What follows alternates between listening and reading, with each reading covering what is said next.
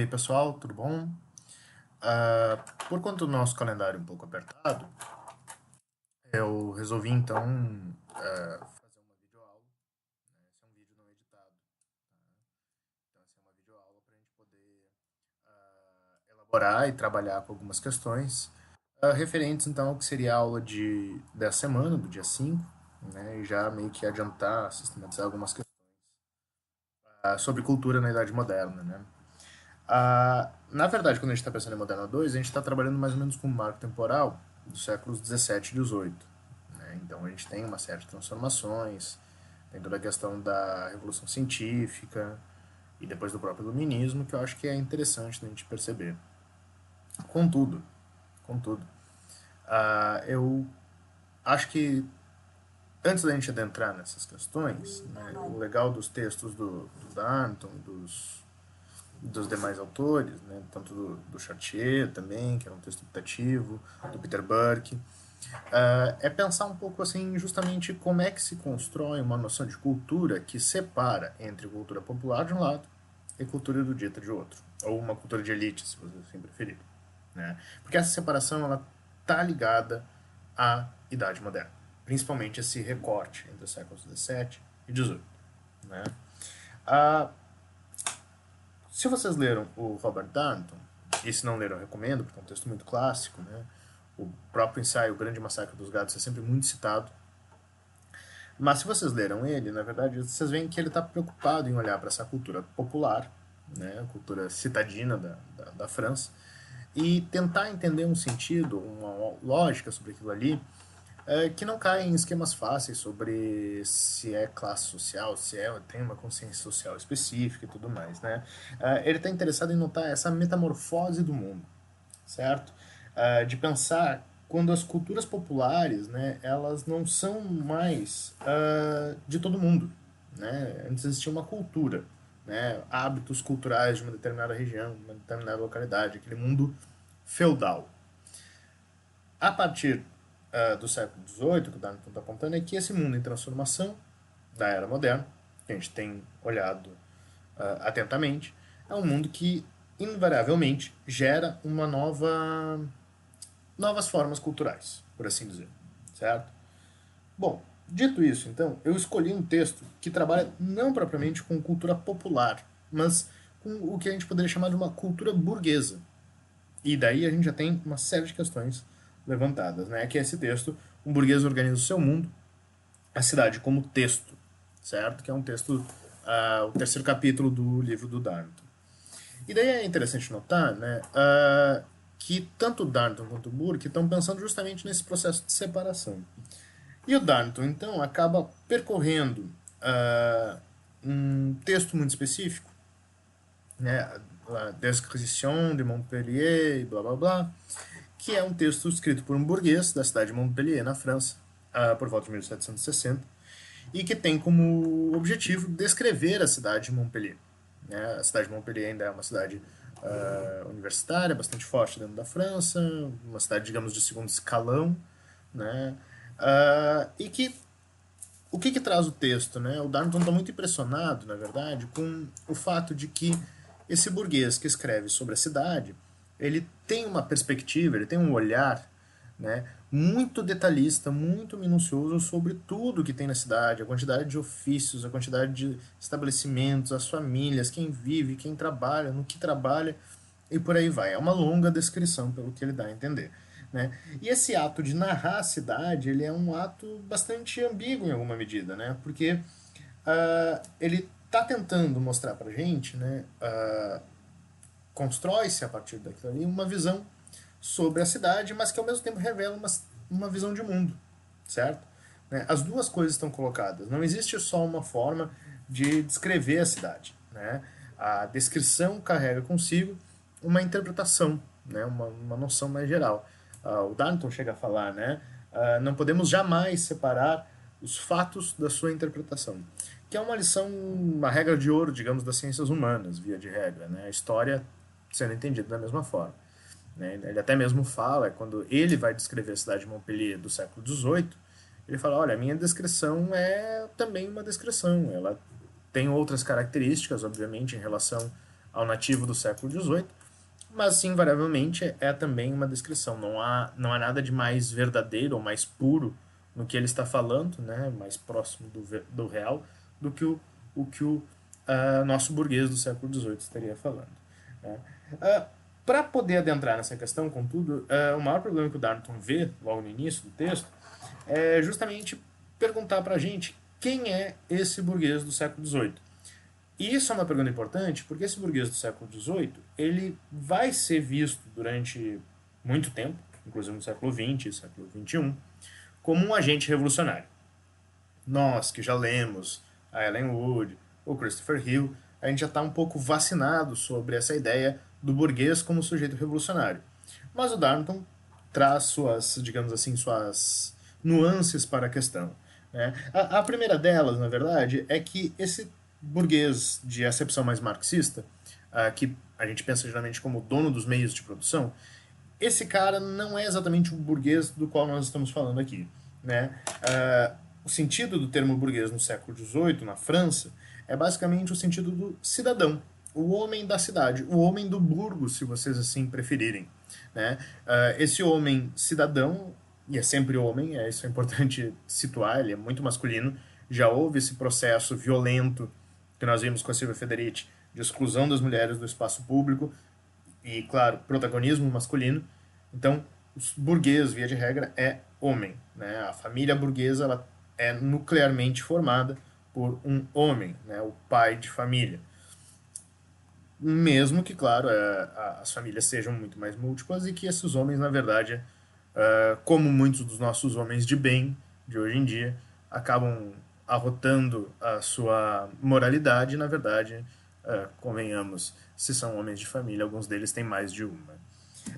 Dito isso, então, né, quem é esse burguês se ele é um cidadão? Né? Ele é um cidadão que entende que ele não faz parte da nobreza, ok? Ele não é um nobre, ele reconhece que é uma nobreza e que ele não faz parte dela.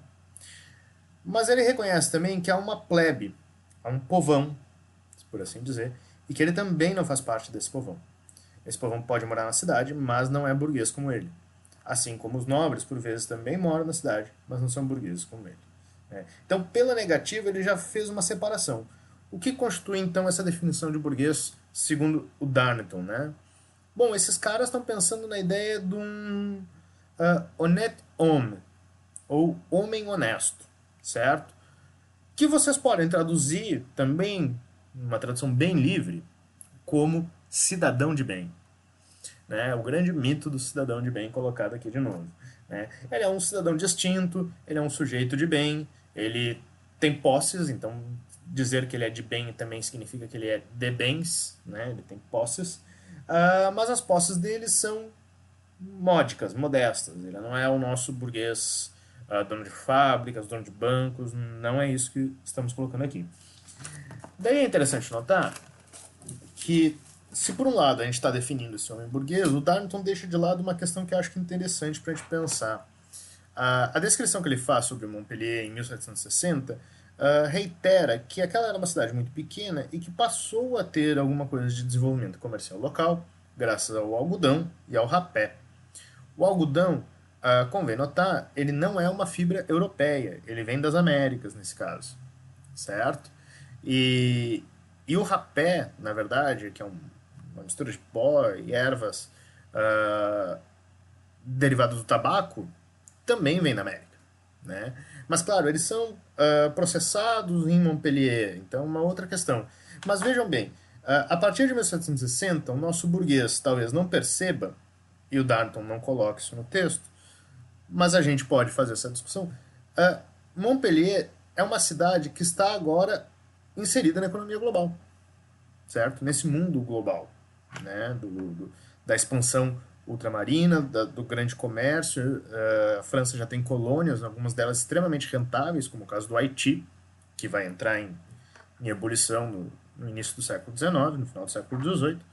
Então você tem, na verdade, uma inserção dessa comunidade, que não é exatamente pequena, num mundo capitalista que cada vez mais se expande. Ok? Então, para poder entender essa expansão, né, da cidade, contudo, o nosso dileto burguês ele tenta narrar a sua cidade e para isso ele faz três distinções categóricas sociais para explicar as gentes que ali vivem, né? A primeira forma delas, talvez a mais exótica para a gente, seja a forma da procissão, né? Então a forma da procissão é uma forma de mostrar a hierarquia do antigo regime, né? Então ele descreve minuciosamente também a procissão, né? Então há um senso de hierarquia onde vai primeiro o clero, depois a nobreza, né? A nobreza se entendem inclusive alguns funcionários, cônsules, que representariam uma espécie de um terceiro estado, uma plebe, mas também uma burguesia. Né? Você tem uma hierarquia social rígida, que lembra em alguns momentos, né, por essa lógica, a hierarquia social do mundo medieval. Né? Os que rezam, os que lutam e os que trabalham. Contudo, né, algumas características dessa hierarquia elas estão muito mais, digamos assim, performáticas. Né? Então, essas pessoas em procissão, geralmente homens, eles usam trajes específicos, eles têm que usar cores específicas do seu poder, do seu local, do seu status, né, e tudo mais. Né? Eles têm que levar a hóstia, né, que é a encarnação de Cristo. Então tem uma força religiosa. Né? O Darnton lembra que um sexto da população de Montpellier era protestante, então aquilo não dizia muito respeito a eles propriamente dito. Né? Ainda assim, era uma forma de tentar organizar esse mundo por meio de uma visão bastante hierárquica sobre sociedade, certo? Só que essa visão hierárquica, a gente não pode perder de vista algumas coisas. A primeira delas é que procissão não é festa. Né? Procissão, segundo Darnton, é um momento que a cidade representava-se a si mesma. Né? E às vezes para Deus, quando tinha secas, quando tinha fome, quando tinha carestia, uma série de coisas. Bom, se fazia a procissão, se pedia a Deus, pedia graças ou dava-se graças. E, claro, com isso, né, a gente acaba vendo uma noção mais rígida do processo da procissão. Né, que estabelece a ordem, uma ordem quase cósmica, religiosa, e da qual muitas pessoas estão excluídas. E os excluídos estão somente assistindo à procissão. Né? Então não há nada de festejo, não há nada de celebração nisso daí. Né? O Darwin também nos lembra que a procissão tem uma hierarquia rígida e meticulosamente estruturada em termos de interpretação, de teatralização das ordens sociais, né? Mas que ela não condiz necessariamente com a quantidade de riqueza, status e poder que esses grupos têm, certo?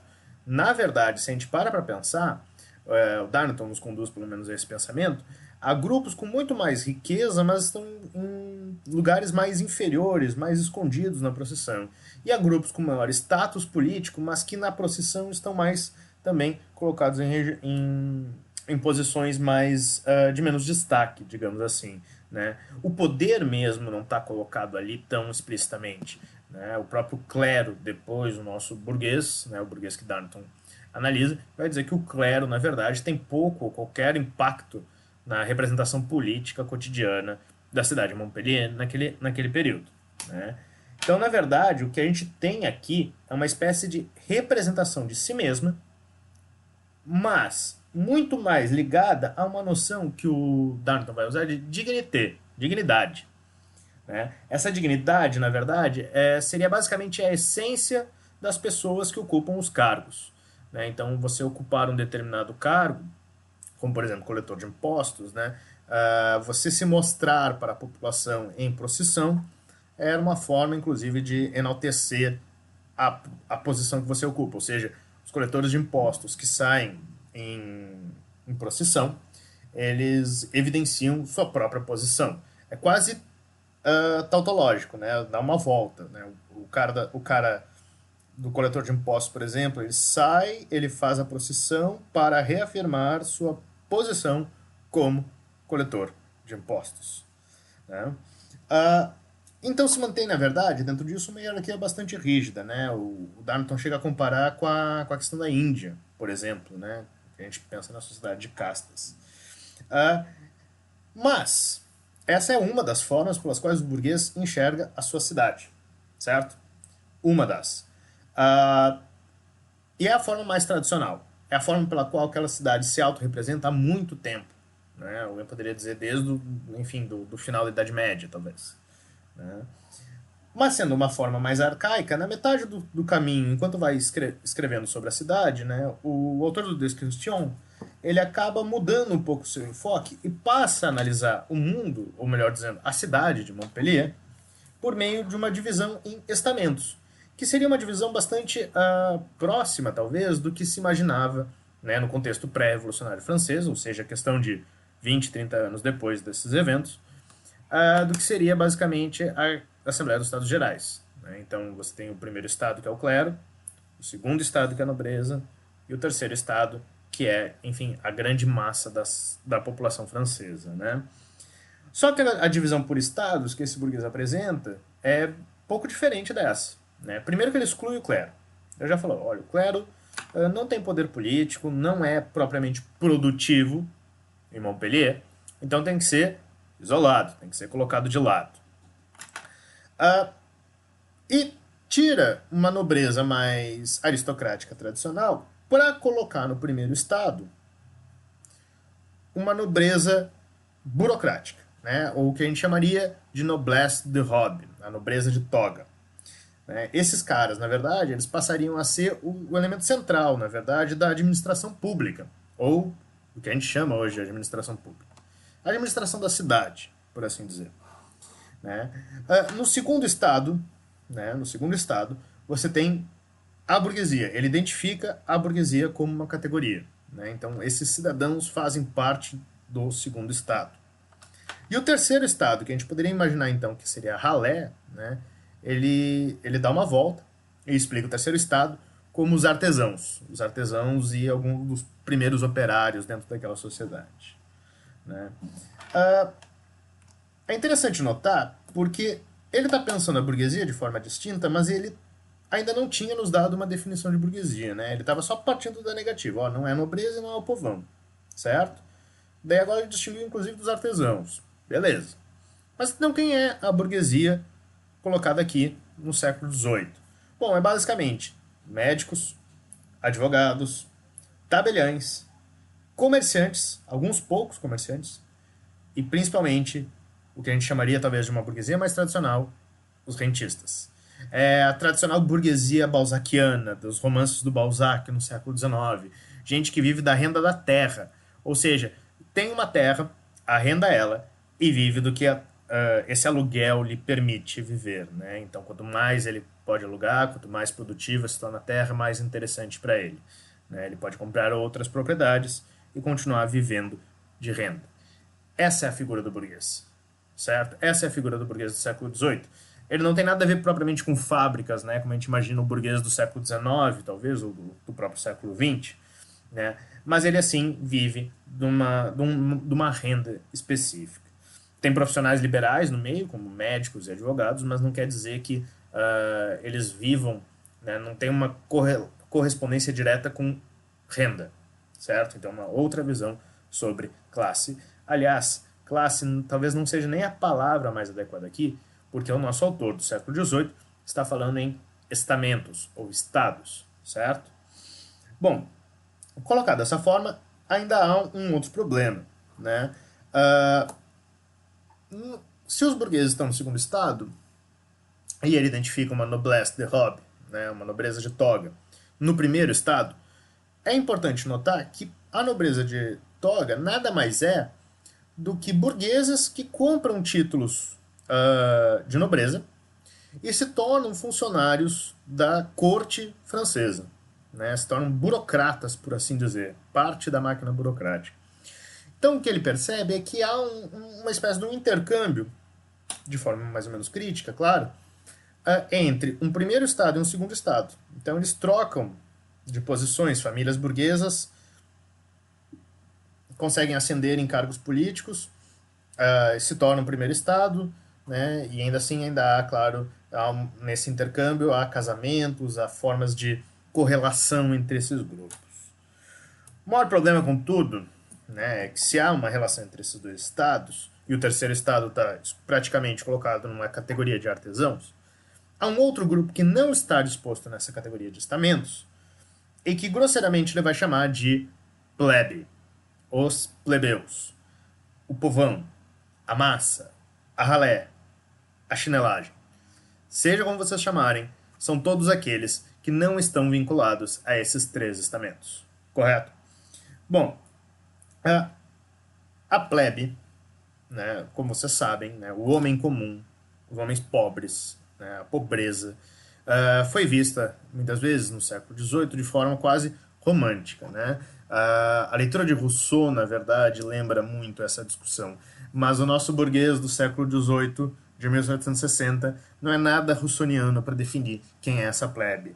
Essa plebe, o plebeu que o nosso burguês está olhando, ele vê basicamente preguiça, indolência, desonestidade, ele vê libertinagem, né, muito sexo, muito despudor, muita bebedeira, ele vê uma falta de prudência, o pessoal gasta demais, se endivida e depois ninguém tira eles do SPC. Você tem, na verdade, um contexto muito específico de um ódio às classes mais baixas. Né? Esse é um hiato que o Peter Burke já nota. Se vocês leram o texto do Peter Burke, o Peter Burke nota que esse ato entre uma cultura mais erudita, de elite, e uma cultura popular vai se colocando no século XVIII. Pois bem, aqui no texto de Darnton, esse ato já está dado. Né? O ódio, digamos assim, a plebe, está colocado aqui. Daí, claro, a gente nota, né, a partir disso, que o olhar do nosso burguês em relação à plebe é um olhar que basicamente está propondo uma nova divisão, que vai ser a última parte do livro dele, né? Que é dividir a sociedade de Montpellier, uma cidade de porte médio na França, em 2 categorias agora: patrícios e plebeus, certo?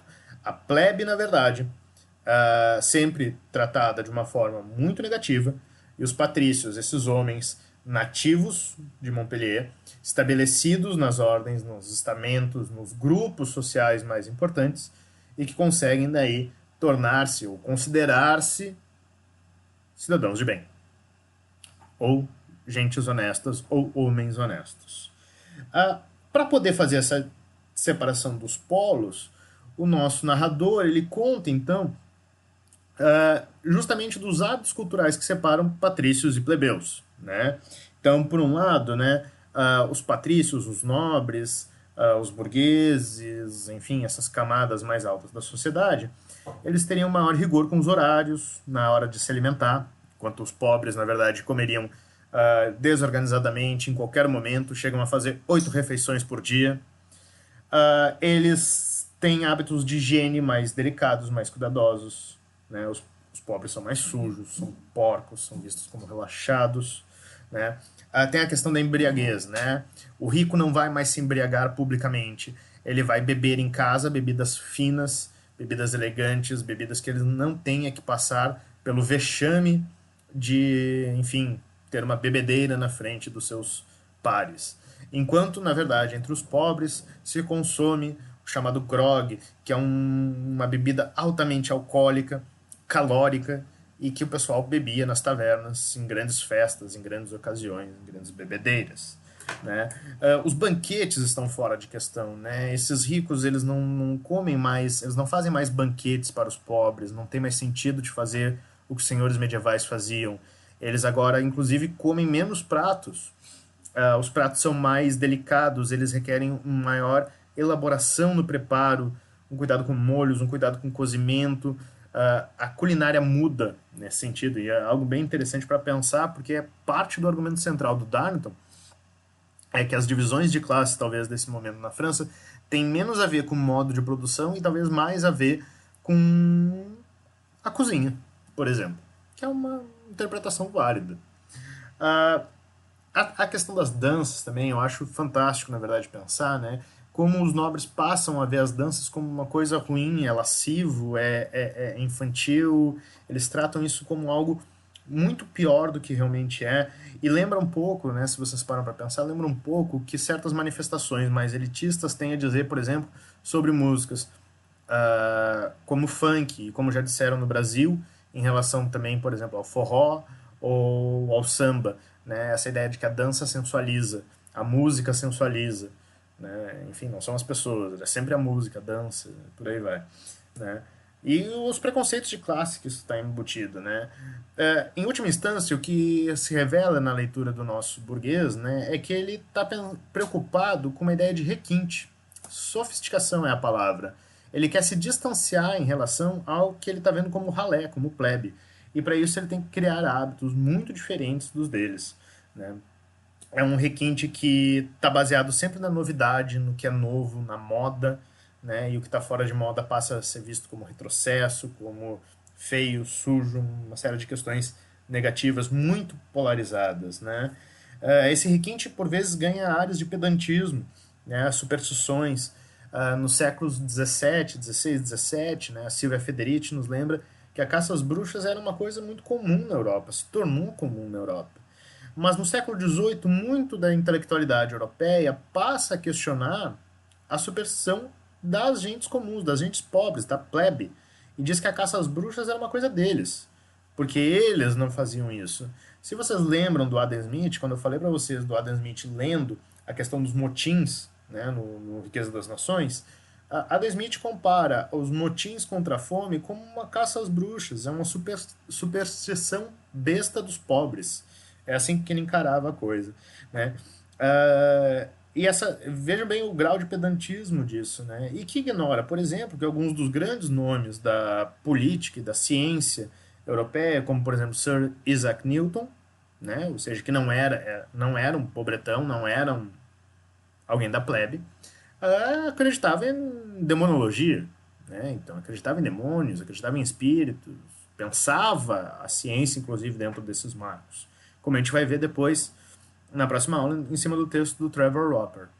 Então, assim, é muito interessante pensar isso, porque o cenário que o nosso burguês pinta, de uma distância entre patrícios e plebeus, lembra muito já de um conflito de classes, né? É uma classe superior e uma classe inferior, né? Sempre colocado nessa dinâmica, né? E que lembra também, né, essa ideia que talvez para a gente, ainda mais considerando que estamos em épocas eleitorais, né, o medo dos pobres, né, o medo da pobreza, o medo de que a plebe, por exemplo, tivesse roupas mais bonitas, que a plebe tivesse acesso a tecidos mais caros, a acessórios de maior valor, a utensílios domésticos que antes eles não tinham, né, que tivessem acesso à educação, cruz credo, né? Isso daí é um medo, inclusive, de alguns iluministas, como Voltaire, né? Dizendo que não, esses caras, enfim, a plebe não tem que ser educada, né? Não precisa ser alfabetizada, né? Se acreditava, inclusive, que se eles fossem educados, eles sabotariam a ordem dos estados, eles poderiam fazer exigências políticas tais, poderiam mudar tudo, botar o mundo de ponta cabeça. E daí é interessante, na verdade, pensar isso, porque a gente pensa, enfim, invariavelmente do que a gente viu nos últimos anos de pessoas, enfim, de classe média, de elite, assustadas com o grau de pessoas pobres que estavam utilizando espaços que até então eram reservados a eles, como por exemplo os aeroportos no Brasil, né? É muito engraçado pensar isso, porque é isso. O que o nosso burguês está construindo aqui no seu mundo é um novo processo de distinção social, baseado muito no gosto, né, que é uma outra discussão, no gosto, no acesso a bens, no acesso a serviços, que muda completamente na era moderna, né?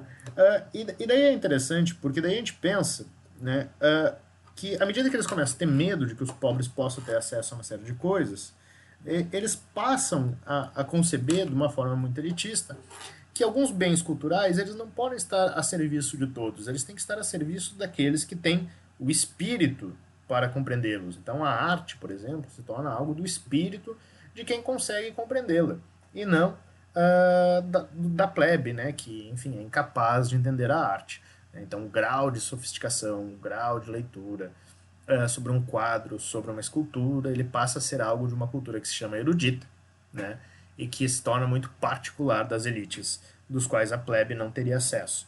Se separa muito, né, cultura popular e cultura elitista.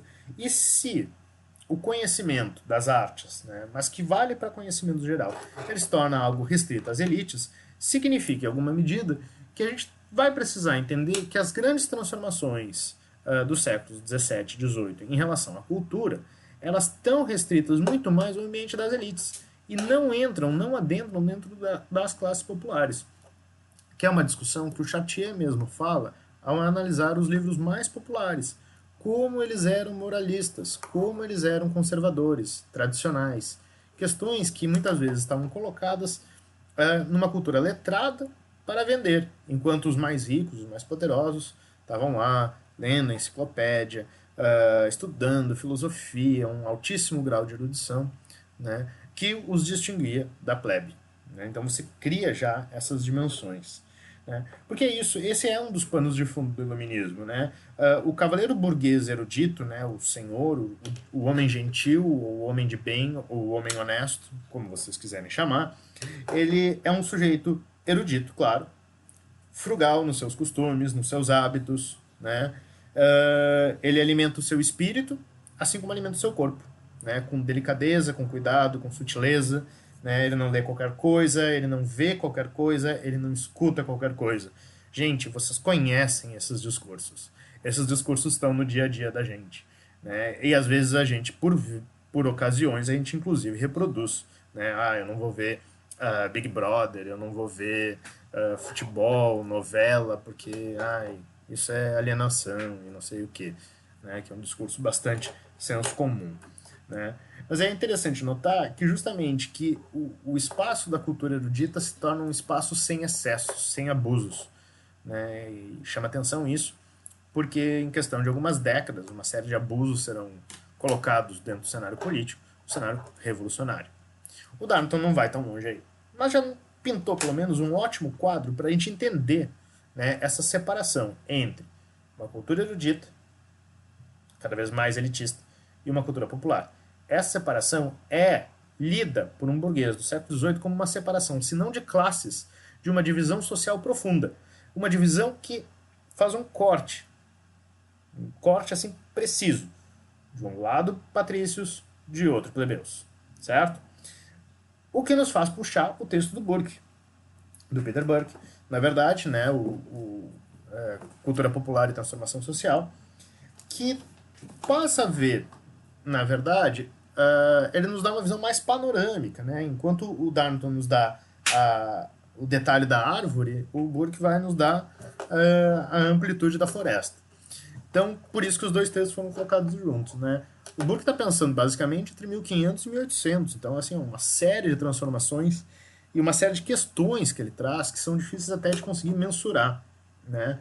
Mas ele está partindo do princípio que se mudou, né? A gente tem que entender que como houve transformações políticas, econômicas e sociais, houve também transformações culturais nesse contexto. Isso não é propriamente uma surpresa, isso está embutido no argumento do Darnton também. Talvez a primeira surpresa seja quando ele começa a desmembrar, né, os espaços da mudança. E o primeiro deles, na verdade, é justamente o da cultura material. Né? Mas para poder adentrar na cultura material, ou seja, digamos assim, nos objetos, no consumo, nas práticas, a primeira coisa é entender algo óbvio. Cresceram as cidades. Né? Elas se expandiram, elas estão demograficamente inchadas. Assim como a Montpellier de 1760, estão cada vez mais conectadas com o capitalismo em âmbito mundial.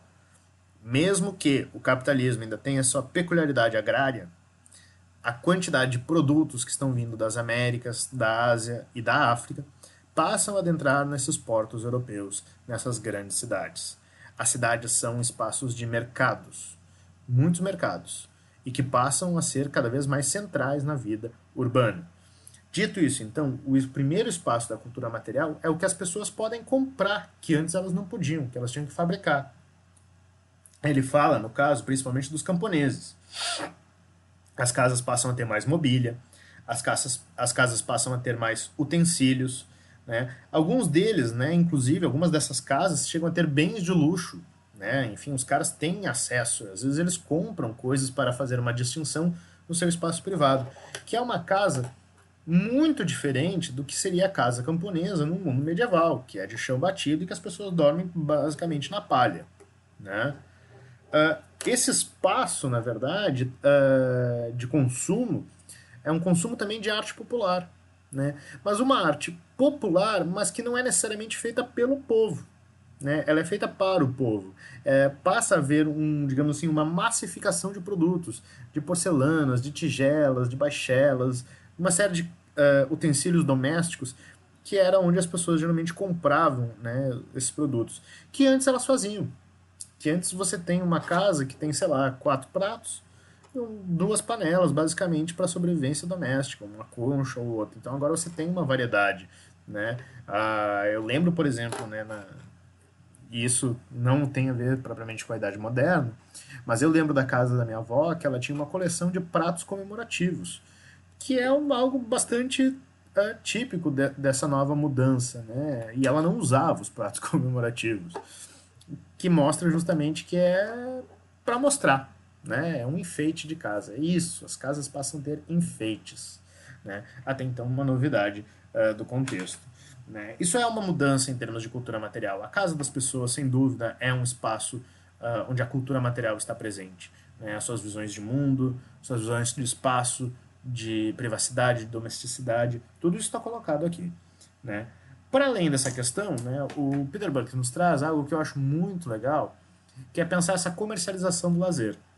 O lazer de massas, né, principalmente, começa a ser comercializado nesse contexto. Alguém poderia dizer que já no século XVII, lá no teatro shakespeariano já existia isso, mas o comércio do lazer ele tem várias transformações, várias variantes, por assim dizer. Né? Eu acho sensacional pensar, por exemplo, nos teatros de fantoche, no circo. Né? O circo é sensacional, na verdade, quando você para pensar que ele não existia antes, não era óbvio. O circo romano, né, os circos máximos, era um entretenimento público, né? Ele era garantido pela ordem pública. Agora o circo não, o circo é um empreendimento. Né? Os donos de circo eles formam empresas, né? E o Peter Burke alerta que como negócio, como business, eles têm que entrar na lógica competitiva. Então eles têm que ter inovações, novidades, trazer animais exóticos, trazer atrações diferentes, né? Muda muito essa dinâmica. Isso é muito interessante para pensar justamente, né? Porque se forma, em certo sentido, não só a noção de business, né, de negócio, mas de show business, ou seja, de um negócio a mostrar aos outros, que é o circo, né, que é justamente o circo. E além disso, né, é aquilo que ele fala, a questão dos heróis, né, os novos heróis começam a surgir, porque não é mais o herói, o grande cavaleiro medieval das novelas, né, dos romances de cavalaria, e também não é mais o herói santo, né, das geografias, tampouco o herói rei, né, o rei heróico, né, o Dom Sebastião, por exemplo. Não, na verdade você passa a ter o fulano, que é comparado com Hércules, simplesmente porque ele é muito forte, então ele fazem lutas em público, né, as pessoas aplaudem, acham lindo, né, uma espécie de um MMA da modernidade. Você tem os domadores, né, que enfrentam as feras, enfrentam os leões, os trapezistas, que desafiam a morte, desafiam a altura, né, os toureiros, né, pô, os toureiros, quando ele fala da Espanha, é aquilo, né, é o homem contra a natureza, esses novos embates colocados, eles são homens comuns, são, enfim, cidadãos, digamos assim, né, mas que mostram as suas potencialidades para o mundo, né, em troca, claro, né, querem a entrada das pessoas, o consumo de algumas mercadorias e por aí vai. Eu acho legal, né? Eu gostaria. Um dos maiores problemas, talvez, de estudar essas questões é que é difícil mesmo de encontrar material para estudar, por exemplo, uma história do circo. Mas eu acho que seria interessantíssimo. Para além disso, né, tem outras questões que o Peter Buck fala, né? Uma delas eu acho mais singelo, mas também merece crédito, que é a questão do turismo. Né? Falo que é singelo porque, na verdade, esse ainda não é o boom do turismo que nós vamos ter no século XIX. Né? Mas você já começa a ter pessoas se deslocando na Europa até Veneza e até Roma para ir no carnaval, por exemplo, que ele fala. Né? E dos nativos italianos reclamando que, pô, que saco, né? O carnaval está cada vez mais comercial. Mas essas excursões para o carnaval, como vocês bem sabem, né, elas eram mais e mais frequentes e traziam consigo esse componente do turismo. Né? Qual o porém, na verdade, que o Peter Burke traz? Né? Tem alguns poréns, né? Um deles é que a tradição oral ela se enfraquece nesse momento. Essa é uma questão interessante. Né? À medida que cada vez mais a cultura vai se tornando um business, as formas de transmissão de cultura, que antes eram por via oral, musical, pela repetição ou recitação, elas vão ganhando outras características, que não dependem mais tanto da tradição oral. Né? Os feitos heróicos do circo, eles vão passar de ano em ano, ou às vezes de temporada em temporada, em determinada cidade. Eles não precisam mais ser cantados. Até porque o espetáculo é sempre o mesmo, ele se repete. Né? E você vai ver várias vezes porque você gosta do espetáculo. Mas você não precisa recitá-lo para as outras pessoas. Né? E daí é isso, né? Você tem, na verdade, também uma outra questão. A era do livro, né? A era dos impressos. Eles se expandiram. Ah, embora seja difícil, né, o Peter Buck traz isso, né, da gente pensar mais e menos leitores, quem era mais ou menos alfabetizado, essas questões são super difíceis da gente conseguir analisar no próprio contexto europeu, porque não há muitos dados. Mas você consegue, por meio dos livros que sobrevivem, das questões, pensar justamente como reforma e a contra-reforma também, eles aumentaram a difusão de livros, né, e a difusão da alfabetização na Europa. Mas o mundo da leitura não era somente religioso ou exclusivamente religioso. Né? Você tem alguns casos bem interessantes para pensar, inclusive, como essa literatura, como a leitura, o hábito de ler, foi se popularizando. Né? Então você tem uma distribuição de livros que inicialmente é muito urbana, mas que começa a chegar cada vez mais no campo. Isso o texto do Chartier também deixa claro. Essa chegada se dá por meio dos mascates, dos comerciantes, que levam os livros das grandes cidades em direção a zonas rurais e lá vendem, enfim, por preços módicos também. Você tem esses livros muito baratos, a chamada Biblioteca Azul na França, ou a literatura de cordel na Espanha, que depois vai ter ramificações em Portugal e chega também no Brasil, obviamente, né? Que são muito baratos, são extremamente acessíveis. Ele chega a fazer uma tabela de preço. O livro, enfim, é mais barato do que o próprio pão, em alguma medida. Então, enfim, por vezes você consegue. Aliás, né, falando dessa questão do pão e dos livros, o próprio livro azul, as bibliotecas azuis, eles eram livros feitos com papel de embrulhar pão. E é um papel azul, por isso o nome. Né? E eles eram extremamente populares, né? Um papel de baixíssima qualidade, imagine. Né? Para além disso, na verdade, preço acessível, distribuição de livros cada vez mais interiorizado, você tem uma linguagem que passa a ser pensada para esse consumo popular. Então você tira certos modismos, você remonta a linguagem. Chartier chega a mostrar, inclusive, que o trabalho editorial nos livros azuis é extremamente importante. Porque, primeiro, que ele é moralista, ele censura várias passagens consideradas mais sensuais ou mais escatológicas dos livros, e ao mesmo tempo ele tenta tirar partes que, por vezes, os editores consideravam inúteis dos livros. Então você mutila o texto para torná-lo aprazível, né, para as classes populares. Funcionava dentro de certas lógicas. As pessoas de fato compravam esses livros, embora a gente não tenha tanta certeza se elas liam. Chartier aponta, inclusive, que um dos livros mais comprados nas bibliotecas azuis eram os livros de aritmética, avançadíssimos, com contas erradas, inclusive, e que, obviamente, as pessoas não usavam para o seu dia a dia. Mas era uma questão de distinção ter um livro em casa, né? Ou às vezes mais de um. Por vezes, ter livros, inclusive, sem saber ler, né? Que é uma questão que também se coloca. Né? Mas toda essa entrada da cultura dos livros, né, ela nos faz pensar justamente numa dinâmica de leitura que é diferente. Né? A gente passa a perceber que a leitura ela é um espaço coletivo, familiar, por vezes uma leitura pública. Né? Não se lê individualmente ainda, ou pelo menos se lê muito pouco individualmente. A leitura individual parece fazer muito mais parte de um acesso restrito à elite, né? Enquanto as classes populares, quando têm acesso ao livro, a leitura delas está muito mais ligada a uma leitura pública para outros, compartilhada com aqueles que não sabem ler. Né? Quem não sabe ler tem alguns problemas dentro da sociedade, mas não quer dizer que está completamente apartado da sociedade dos livros que está se formando. Né? Até porque Peter Burke chega a falar que há duas tendências nessa literatura que são emblemáticas, que são fundamentais. Uma delas é a da secularização do pensamento. O que isso significa? Que a religião deixou de ser o grande tema. Né? Em última instância é isso. A religião não é mais o grande tema. O Burke vê isso numa linha muito weberiana. né? É o desencantamento com o mundo, que está em jogo ali nessa literatura, que pode ser vista tanto por manuais que contam segredos dos truques de mágicos, né, e que tira toda a graça, talvez, desses truques, como também dos heróis, como Robinson Crusoe no século XVIII, que eles não contam mais com a graça divina ou com a magia, né, para poder se livrar de situações de extremo perigo.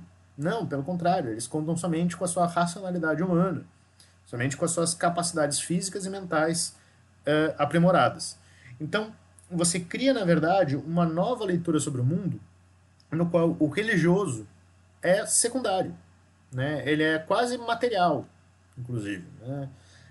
E isso gera um outro problema, porque uma das coisas que tem dentro do caráter do religioso, principalmente na época da Reforma e da Contra-Reforma, é a questão do medo, né? De como se estimula o medo, né? Nessa perspectiva, que é uma leitura muito comum no Jean Delumeau. E o que o Peter Burke vai apontar é que a secularização ela não vai acabar com o medo. Ela vai fazer uma transferência. O medo deixa de ser um medo religioso, né, de Satanás, ou enfim, das criaturas do submundo, da demonologia, e se torna o medo do corpo político, né, não entendendo como corpo, como esse corpo, mas o corpo societal. Né? Então você passa a ter medo das pessoas dentro do espaço político. Né? Sejam elas de fora do espaço, sejam elas, às vezes, inclusive de dentro do espaço político. Né? Esse mundo politizado, né, essa outra vertente, a politização do mundo, ela é muito sui generis em alguma medida.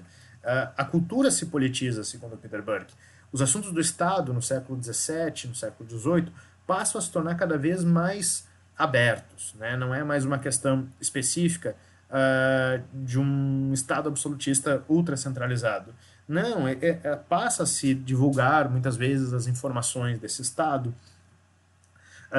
para auxiliar, por vezes, comerciantes, se criam os primeiros jornais, as pessoas podiam ver o que estava acontecendo dentro das políticas do governo.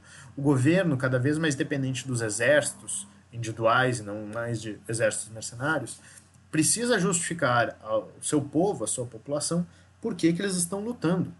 Então era preciso construir as razões de Estado como algo coletivo, certo? Então, para isso, por exemplo, os jornais e para aqueles que eram analfabetos, as gravuras, as ilustrações, tudo isso passa a ter cada vez mais presença na cultura política letrada europeia. Né? Por conta disso, claro, é de se pensar que ao mesmo tempo que as pessoas liam e entendiam as ações do Estado, elas também sentiam a vontade para questionar se os rumos que o seu governo estava tomando eram corretos ou não. Mesmo dispostos na condição de súditos da coroa, eles tinham agora informação suficiente, por vezes, para poder questionar, né, os rumos da sua sociedade. É muito interessante pensar, por exemplo, que o Peter Burke chega a citar o exemplo de trabalhadores ingleses ourives, né, artífices no geral, que tinham como rotina tomar o café lendo o jornal em público para os seus subordinados.